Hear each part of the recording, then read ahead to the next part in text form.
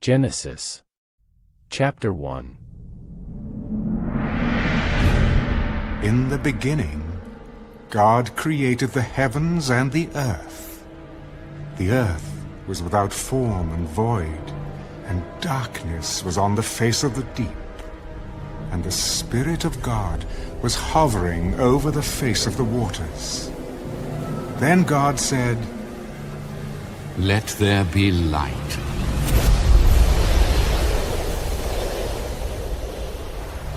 And there was light. And God saw the light, that it was good.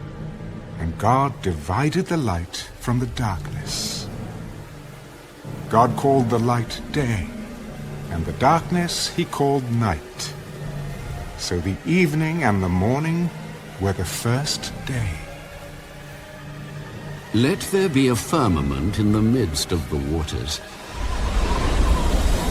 and let it divide the waters from the waters.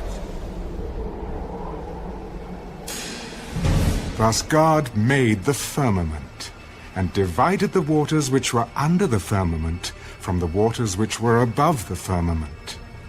And it was so. And God called the firmament heaven. So the evening and the morning were the second day. Let the waters under the heavens be gathered together in one place, and let the dry land appear.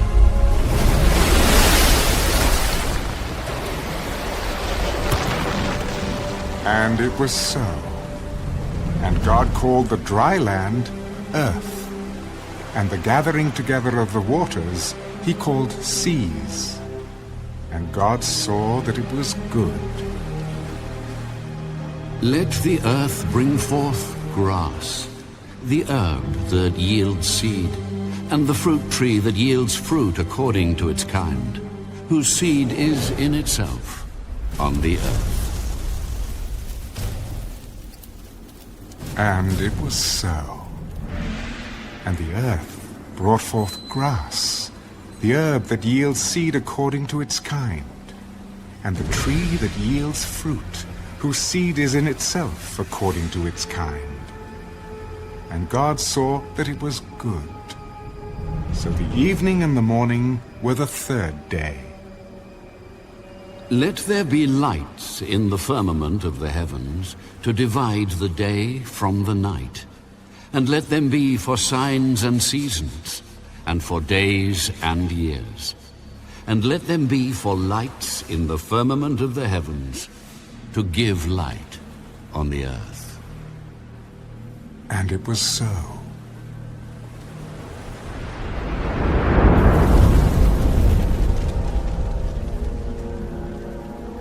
Then God made two great lights, the greater light to rule the day, and the lesser light to rule the night. He made the stars also.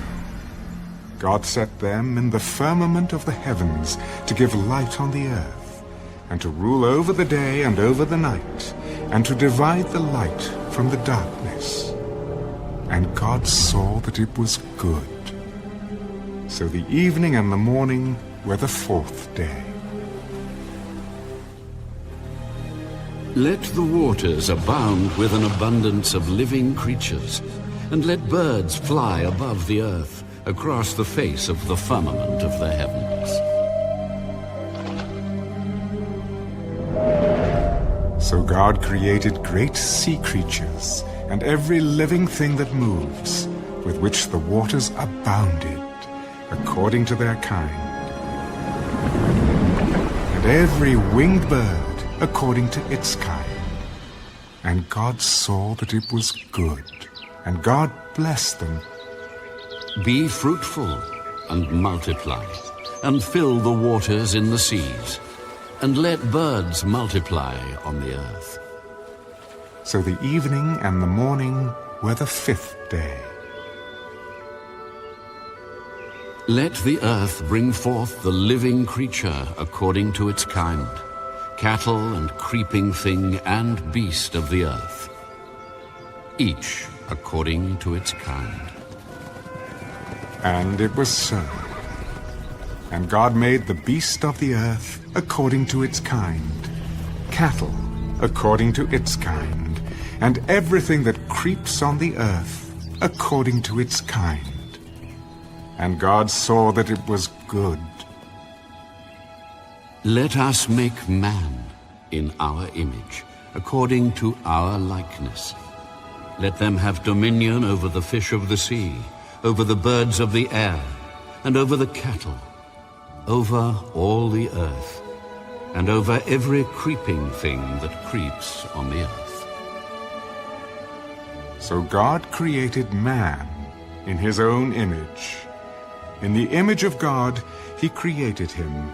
Male and female he created them. Then God blessed them. Be fruitful and multiply. Fill the earth and subdue it. Have dominion over the fish of the sea, over the birds of the air, and over every living thing that moves on the earth. See, I have given you every herb that yields seed, which is on the face of all the earth, and every tree whose fruit yields seed. To you it shall be for food. Also, to every beast of the earth, to every bird of the air, and to everything that creeps on the earth in which there is life, I have given every green herb for food. And it was so. Then God saw everything that he had made, and indeed it was very good. So the evening and the morning were the 6th day. Genesis chapter 2. Thus the heavens and the earth and all the host of them were finished. And on the 7th day God ended his work which he had done, and he rested on the 7th day from all his work which he had done. Then God blessed the 7th day and sanctified it, because in it he rested from all his work which God had created and made. This is the history of the heavens and the earth when they were created, in the day that the Lord God made the earth and the heavens, before any plant of the field was in the earth, and before any herb of the field had grown.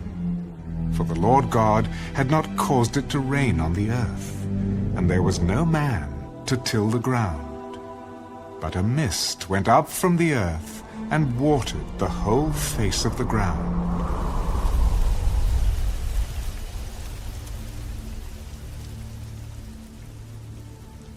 And the Lord God formed man of the dust of the ground, and breathed into his nostrils the breath of life.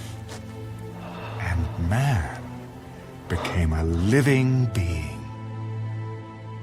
The Lord God planted a garden eastward in Eden, and there he put the man whom he had formed. And out of the ground the Lord God made every tree grow that is pleasant to the sight and good for food. The tree of life was also in the midst of the garden, and the tree of knowledge of good and evil.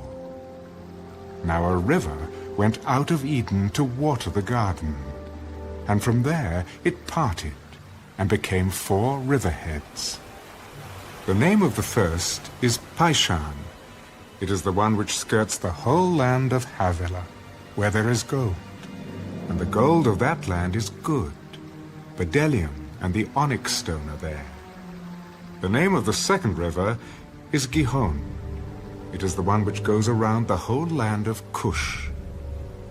The name of the third river is Hiddekel. It is the one which goes toward the east of Assyria. The fourth river is the Euphrates. Then the Lord God took the man and put him in the Garden of Eden to tend and keep it. And the Lord God commanded the man, Of every tree of the garden you may freely eat, but of the tree of the knowledge of good and evil you shall not eat. For in the day that you eat of it, you shall surely die. It is not good that man should be alone. I will make him a helper, comparable to him. Out of the ground, the Lord God formed every beast of the field and every bird of the air, and brought them to Adam to see what he would call them. And whatever Adam called each living creature, that was its name. So Adam gave names to all cattle, to the birds of the air, and to every beast of the field. But for Adam, there was not found a helper comparable to him. And the Lord God caused a deep sleep to fall on Adam, and he slept. And he took one of his ribs and closed up the flesh in its place. Then the rib which the Lord God had taken from the man, he made into a woman, and he brought her to the man. This is now bone of my bones, and flesh of my flesh. She shall be called woman, because she was taken out of man. Therefore a man shall leave his father and mother, and be joined to his wife, and they shall become one flesh. And they were both naked, the man and his wife, and were not ashamed.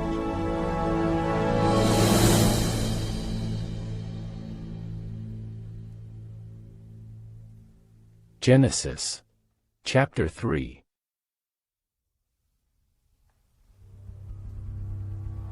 Now the serpent was more cunning than any beast of the field which the Lord God had made. And he said to the woman, Has God indeed said, You shall not eat of every tree of the garden? We may eat the fruit of the trees of the garden, but of the fruit of the tree which is in the midst of the garden, God has said, You shall not eat it, nor shall you touch it, lest you die. You will not surely die, for God knows that in the day you eat of it, your eyes will be opened, and you will be like God, knowing good and evil. So when the woman saw that the tree was good for food, that it was pleasant to the eyes, and a tree desirable to make one wise, she took of its fruit and ate. She also gave to her husband with her, and he ate. Then the eyes of both of them were opened, and they knew that they were naked. And they sewed fig leaves together and made themselves coverings. And they heard the sound of the Lord God walking in the garden in the cool of the day. And Adam and his wife hid themselves from the presence of the Lord God among the trees of the garden. Then the Lord God called to Adam, Where are you? I heard your voice in the garden, and I was afraid because I was naked, and I hid myself. Who told you that you were naked? Have you eaten from the tree of which I commanded you that you should not eat? The woman whom you gave to be with me, she gave me of the tree, and I ate. And the Lord God said to the woman, What is this you have done? The serpent deceived me, and I ate. So the Lord God said to the serpent, Because you have done this, you are cursed more than all cattle, and more than every beast of the field. On your belly you shall go, and you shall eat dust all the days of your life.